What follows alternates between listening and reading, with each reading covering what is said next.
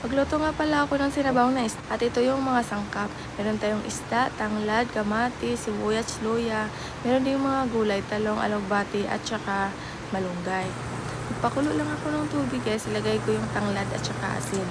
Pagkakulo, nilagay ko na agad yung isda. 4 na piraso pala yung isda guys kasi 4 kami. Nilagay ko na rin yung luya.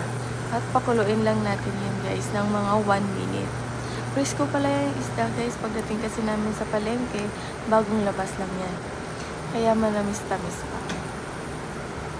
Pakuluin lang natin yan siya guys hanggang sa maluto. Pagkakulo guys, ilalagay ko na agad yung kamatis at saka sibuyas, pati na rin yung siling green.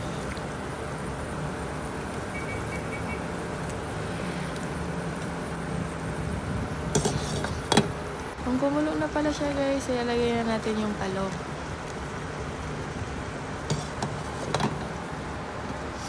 At tinitimplahan ko na rin siya. Natansya-tansya ko na yung palasa ko dyan. At nung kumulo na, nilagay ko na yung alagbati. Kunting mikos-mikos lang, nilagay ko na agad yung malunggay. Ayan. Kunting pakulo yan, luto na yan kaagad. Huwag niyang masyadong pakuluin kasi malata yung gulay. At pangit pag nalata yung gulay.